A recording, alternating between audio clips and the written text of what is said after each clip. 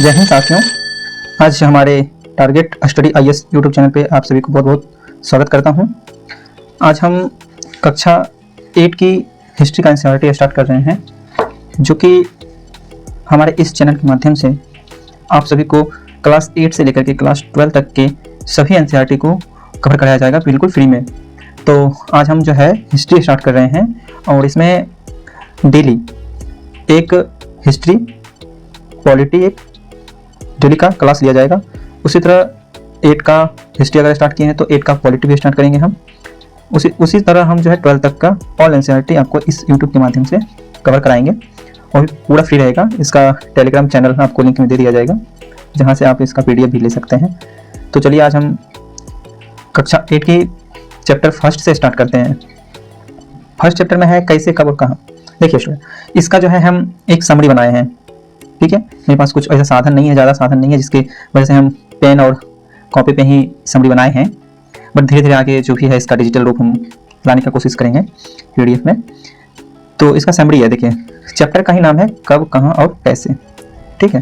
ये जो एनसीईआरटी है न्यू वाली एनसीईआरटी है, सारी जो जितनी भी एनसीईआरटी होगी न्यू, लेकिन हाँ कक्षा 11 का और 12 का जो एनसीईआरटी होगी हिस्ट्री का वो हम ओल्ड कराएंगे, क्योंकि न्यू है ठीक है, बट ओल्ड में जो है ना कि ज़्यादा विस्तारित रूप से दिया गया है और समझने के लिए बहुत कुछ है उसमें, ठीक है। और एनसीईआरटी का देखिए महत्व क्या होता है कि आप कोई भी एग्जाम जाइए, सिविल सर्विस एग्जाम जाइए, बिहार पुलिस, बिहार दरोगा, इवन यहाँ तक कि आपको 9, 10, 11, 12 जो भी क्लास का है, तो हर एक में आपका एनसीईआरटी का रोल 80% होता है। तो आपको सभी स्टूडेंट को जो है एनसीईआरटी करना बहुत ही इंपॉर्टेंट हो जाता है। इसलिए हम सोचे कि हम अपने यूट्यूब के माध्यम से आप सभी को कुछ हेल्प कर सकते हैं। तो आज हम अपना जो कक्षा 8 से स्टार्ट करते हैं। तो चलिए हम आपका बिना टाइम लिए हुए इस चीज़ को स्टार्ट करते हैं। देखिए चैप्टर फर्स्ट है, ठीक है, कैसे कब और कहाँ। इसमें हम 5 पैरामीटर पे इस चैप्टर को हम पढ़ते हैं। इसमें मेन की पॉइंट जो है 5 है। पहला की पॉइंट है तारीख कितनी महत्वपूर्ण है। तारीख जो है, कोई भी तारीख अगर आप देखते हैं जैसे कि 1947 हो या 1500 ईस्वी हो या 1200 ईस्वी हो, कितना इंपॉर्टेंस है, ठीक है।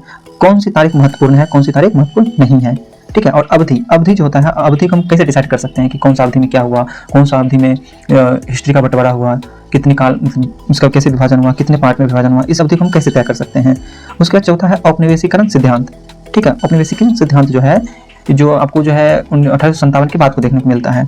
और पांचवा है कि हम किस तरह जानते हैं इतिहास को, कि हम मतलब इतिहास पढ़ रहे हैं, ठीक है, लेकिन हम किस तरह इतिहास को जानेंगे, कैसे जानेंगे, ठीक है। तो उसमें 3 पॉइंट्स है। पहला हो सकता है सर्वेक्षण, दूसरा हो सकता है प्रशासनिक अभिलेख, जैसे कि ब्रिटिश हो या मुगल एम्पायर, जो भी है एंशिएंट से लेकर के मॉडर्न तक जो भी अपना वो जो ग्रंथ बनाया है वो एक प्रशासनिक रूप से कहीं अपना जो है अभिलेख के रूप में रखा, और हम लोग जब देखने को मिलोगे तो एक अभिलेख हो जाता है, ठीक है। तीसरा है रिकॉर्ड्स, कोई भी रिकॉर्ड्स है, जैसे कि ब्रिटिश काल का हो, जैसे कि जेम्स मिल का ही विभाजन है, वही एक रिकॉर्ड में बना के रखा, तभी तो हम लोग जान रहे हैं या आप लोग जान रहे होंगे। तो उसी तरह है इस 5 पैरामीटर पे हम जो है इस चैप्टर को पढ़ेंगे। तो देखिए हम जो है आपको एनसीईआरटी पढ़ाने से पहले हम इसका समरी बता देते हैं, हो सके तो आप इसका नोट्स बना लें, ठीक है। देखिए तारीख कितने महत्वपूर्ण है। देखिए स्टूडेंट्स, कुछ प्रक्रिया जिसकी तिथि नहीं हो सकती है, जैसे कि हम ओवरऑल ये कह सकते हैं कि जो है भारत में पुर्तगाली का आगमन 1498 में हुआ, ठीक है, लेकिन ये कहना मुश्किल है कि इतना डेट को स्थापित हुआ। भारत में ब्रिटिश शासन इतना डेट को ही स्थापित हुआ, ये कहना मुश्किल है, ठीक है, और मतलब संभव नहीं है कह सकते हैं। उसी तरह जो है तारीखें महत्वपूर्ण नहीं होता है। आप जो है ईस्वी जो है ना 1495, 98, 97 जो है ये महत्वपूर्ण हो जाती है। देखिए एग्जाम्पल में ब्रिटिश शासन कब स्थापित हुआ। दूसरा है राष्ट्रीय आंदोलन किस दिन हुआ। हाँ, ये हम पूछ सकते हैं कि कब हुआ, ठीक है, लेकिन किस दिन हुआ ये थोड़ा सा मुश्किल हो जाता है। समाज में बदलाव किस दिन से शुरू हो गया, कैसे कह सकते हैं, बताइए। उसी तरह है तारीख कितने महत्वपूर्ण है, आप समझ गए होंगे। दूसरी है कौन सी तारीख महत्वपूर्ण है। देखिए इतिहासकारों के लिए जो है महत्वपूर्ण क्या हो जाता है, इसमें से कौन सी तारीख महत्वपूर्ण होती है इतिहासकारों के लिए, लेकिन इसमें तो तारीख कितने महत्वपूर्ण है इसमें तो समझ गए होंगे, लेकिन अब इसमें कंप्लीट करेगा कौन सी तारीख महत्वपूर्ण है। यहाँ हम बता दिए कि तारीख महत्वपूर्ण नहीं है, यहाँ बता रहे हैं कि तारीख महत्वपूर्ण है, लेकिन कौन सा तारीख महत्वपूर्ण होता है। देखिए इतिहासकार के लिए वही तारीख महत्वपूर्ण होगा जैसे कि राजा का जन्म, ठीक है, उसका विवाह, ठीक है, युद्ध, उसका पुत्र, ये सब का जो है ना महत्वपूर्ण हो जाता है, ठीक है। उसी में दूसरा है जैसे कि ब्रिटिश इतिहासकार है, ठीक है, कौन सा गवर्नर जनरल कब आया, कौन सा वाइसरॉय कब आया, कब बना, ठीक है, जैसे कि वारेन हेस्टिंग सबसे पहला था गवर्नर जनरल और माउंटबेटन सबसे अंतिम था। तो इसकी जो है गतिविधि, जीवन कर, ये सब कुछ जानकारी के लिए है, ये सब में डेट इंपॉर्टेंट्स है, ठीक है। अब जाते हैं अवधि कैसे तय करें। देखिए जेम्स मिल का नाम सुने ही होंगे, वो एक बुक लिखे थे, उस बुक का नाम था ए हिस्ट्री ऑफ ब्रिटिश इंडिया। उस बुक में जो है ना हिस्ट्री का विभाजन के बारे में वो दर्शाए थे, लेकिन वो जो विभाजन है मतलब सांप्रदायिक, ठीक है, सांप्रदायिक रूप से किया गया था, हिंदू काल, मुस्लिम काल और अंग्रेज काल। ठीक है, लेकिन ये जो है सटीक नहीं था। जेम्स मिल का जो कहना है उसमें से एक भी कहना अभी तक सटीक नहीं हुआ। जैसे कि विभाजन तो कर दिया हिंदू मुस्लिम अंग्रेज में, हिंदू काल को भी नहीं माना, मुस्लिम काल को भी नहीं माना, ये दोनों में अंधकार का युग माना। लेकिन अंग्रेजी काल जो था उसका तर्क दिया उसने।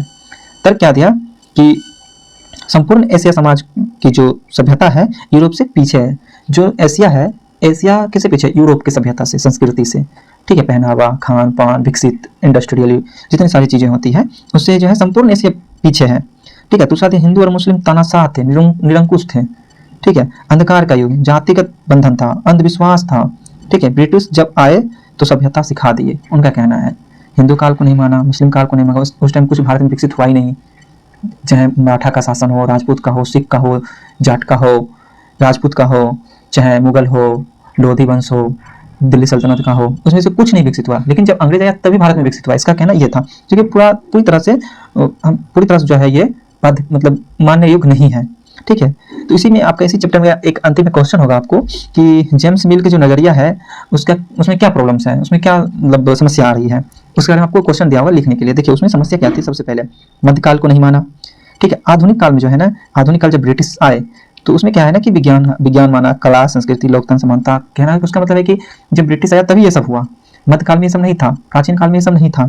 ठीक है, पहला प्रॉब्लम ये रहा, समस्या ये रहा उसका।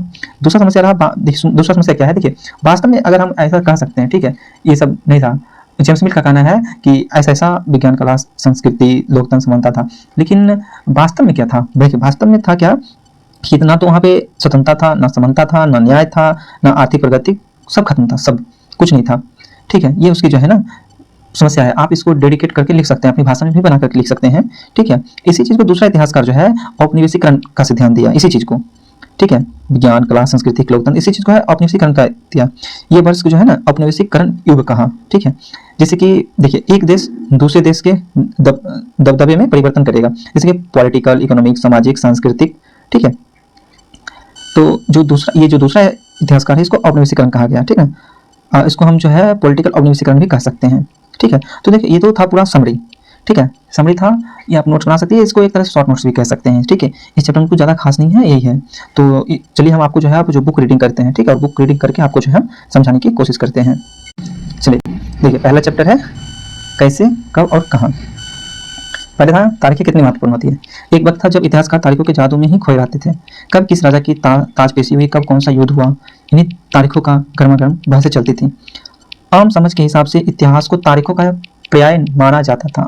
आप भी लोग को यह आपने भी लोगों को यह कहते हुए सुना होगा कि इतिहास तो बहुत उबाऊ है भाई, बस तारीखें रटते चले जाओ। क्या इतिहास के बारे में यही धारणा सही है? देखो बहुत स्टूडेंट के मुंह से सुनते आए हैं हम भी, और जब हम भी उस फेज में थे तो हमें भी लगता था क्या यार इतिहास है, हिस्ट्री है, इसमें छोटी छोटी डेट्स हैं, कैसे याद रखेंगे, हम तो भूल जाते हैं, एग्जाम में नहीं याद आता है, बहुत इंटरेस्टेड नहीं है, नींद आती है। लेकिन देखिए हिस्ट्री अभी एनसीईआरटी में पढ़ा रहे हैं, जब इसका आगे हम पढ़ाएंगे तो आपको हिस्ट्री को जो है ना हम जो है बहुत सारे पार्ट्स में बांटेंगे। ठीक है, मॉडर्न को अलग, मिडावल को अलग, एंशिएंट को अलग। तो हिस्ट्री को पढ़ने का तरीका सही होना चाहिए, ना ही उबाऊ है, ना ही हार्ड है, ना ही इतना डेट से याद करना पड़ता है। ठीक है, तो ऐसा मत अपना अवधारणा बनाइएगा कि ये सब बोरिंग सब्जेक्ट है। ठीक है, ऐसा कुछ नहीं है।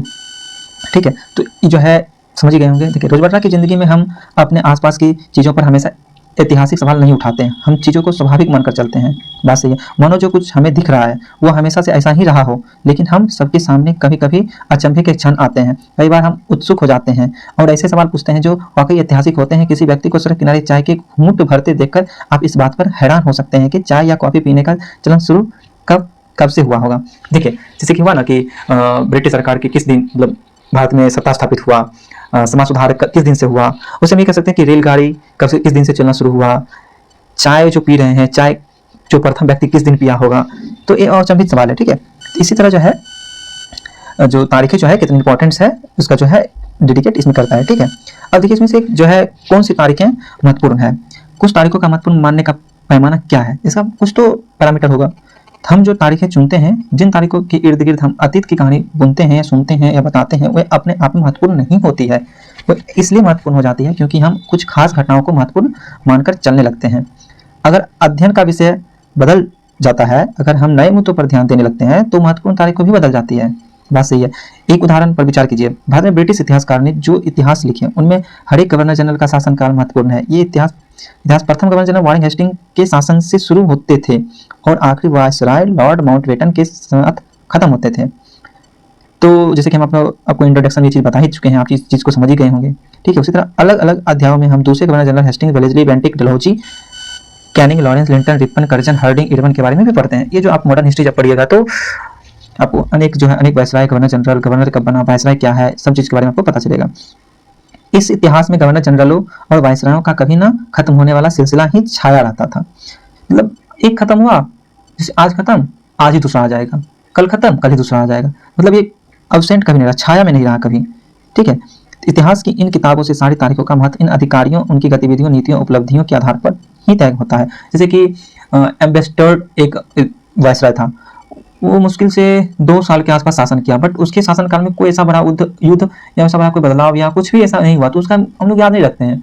वही डलहौजी आया, चाहे रिपन आया, चाहे कैनिंग आया, हार्डिंग, कर्जन आया, इस चीज़ जो है ना, इसके शासनकाल में बहुत बड़ा उपलब्धियां हासिल किया ब्रिटिश ने। ठीक है, तो इस चीज़ को हम याद रखते हैं, महत्वपूर्ण मानते हैं। ठीक है, ना कि हम जिसके काल में कुछ हुआ, छाया में रहा, अंधकार में रहा, उसको हम नहीं मानते हैं हम लोग इतिहास में। ठीक है, क्या हम इसी दौर के इतिहास को अलग ढंग से नहीं लिख सकते? गवर्नर जनरल के इस इतिहास के चौखटे में हम भारतीय समाज के विभिन्न समूहों और वर्गों की गतिविधियों पर किस तरह ध्यान दे सकते हैं? जब हम इतिहास या कोई कहानी लिखते हैं तो उसे टुकड़ों या अध्यायों में बांट देते हैं। हम आपको बताए थे ना कि बहुत बड़े छोटे छोटे जो ना पैरामीटर या जो उसका जो जैसे कि औपनिवेशिकरण हुआ, जैसे कि मॉडर्न में ही चले जाइए तो बहुत सारे, जैसे कि 1813 से 1857 से 1813, 1757 से लेकर 1813, 1905 से 1907, जैसे भी औद्योगिकरण, उपनिवेशीकरण, इस सब चीज़ में जो है ना बांट करके देखा जाता है तो आसान हो जाता है थोड़ा सा। ठीक है, अगला है कि हम अवधियाँ कैसे तय करें। 1817 में स्कॉटलैंड के अर्थशास्त्री और राजनीतिक दर्शन जेम्स मिल ने 3 विशाल खंडों में a history of British India, British Bharat का इतिहास नामक एक किताब लिखी। इस किताब में उन्होंने भारत के इतिहास को हिंदू, मुस्लिम और ब्रिटिश इन 3 कालखंडों में बांटा था। कालखंडों के इस निर्धारण को ज्यादातर लोगों ने मान भी लिया। क्या आपको भारतीय इतिहास को समझने के इस तरीके में कोई समस्या दिखाई देती है? ये आप लोग जो है कमेंट करके बताइएगा। ठीक है, देखिए अगला है इतिहास को हम अलग अलग कालखंडों में बांटने की कोशिश क्यों करते हैं? आपके मन में क्वेश्चन भी आ रहा होगा। ठीक है, इसकी भी एक वजह है, हम एक दौर की खासियतों, उसके केंद्रीय तत्वों को पकड़ने की कोशिश करते हैं। इसलिए ऐसे शब्द महत्वपूर्ण हो जाते हैं जिनके सहारे हम समय को बांटते हैं। ये शायद अतीत के बारे में हम विचारों को दर्शाते हैं। वे बताते हैं कि एक अवधि से दूसरी अवधि के बीच आए बदलाव का क्या महत्व है। मिल को लगता था कि एशियाई समाज सभ्यता के मामले में यूरोप से पीछे है। इतिहास की उनकी समझदारी ये थी कि भारत में अंग्रेज के आने से पहले यहाँ हिंदू और मुसलमान तानाशाह का ही राज चलता था। यहाँ चारों ओर केवल धार्मिक पैर, जातिगत बंधनों और अंधविश्वास का ही बोलबाला था। मिल की राय में ब्रिटिश शासन को सभ्यता की राह पर ले जा सकता था। इस काम के लिए जरूरी था कि भारत में यूरोपीय शिष्टाचार, कला, संस्थानों और कानूनों को लागू किया जाए। मिल ने तो यहाँ तक सुझाव दिया था कि अंग्रेज को भारत के सारे भूभाग पर कब्जा कर लेना चाहिए, वाह, ताकि भारतीय जनता को ज्ञान और सुखी जीवन प्रदान किया जा सके। उनका मानना था कि अंग्रेजों की मदद के बिना हिंदुस्तान प्रगति नहीं कर सकता है। मतलब ये जो है ना ब्रिटिश पक्ष में, ये तो ऑटोमेटिक ब्रिटिश इतिहासकार थे तो वो ब्रिटिश का ही बुराई करते, भारत का बुराई ही करते, ब्रिटिश को कभी बुराई कर नहीं सकते थे। तो उस माध्यम से ये लिखा गया है। इसी दौर को हिंदू या मुसलमान दौर कहा जाता है। ठीक है, किसी दौर को हिंदू या मुसलमान दौर कहा जाता है। क्या इन सारे दौर में कई तरह के धर्म एक साथ नहीं चलते थे? किस युग को केवल उस समय किस शासकों के धर्म के हिसाब से तय करने की जरूरत क्या है? अगर हम ऐसा करते हैं तो इसका मतलब यह कहना चाहते हैं कि औरों के जीवन और तौर तरीके का कोई महत्व नहीं होता। ठीक है, देखो आगे है, अंग्रेजों द्वारा सुझाए गए वर्गीकरण से अलग हटकर इतिहासकार भारतीय इतिहास को आमतौर पर प्राचीन, मध्यकालीन तथा आधुनिक काल में बांटकर देखते हैं। जो आगे का इतिहासकार है, जेम्स मिल के बाद जो इतिहासकार है, वो 3 भाग में बांटे, प्राचीन, मध्य और आधुनिक काल में बांट के देखिए। इस विभाजन को भी अपनी समस्या है। इसमें समस्या क्या है ना कि कब से हम आधुनिक माने, कब से मध्यकालीन माने, कब से प्राचीन माने, इस चीज का भी समस्या इसमें रहा है। ठीक है, अगला है औपनिवेशिक क्या है।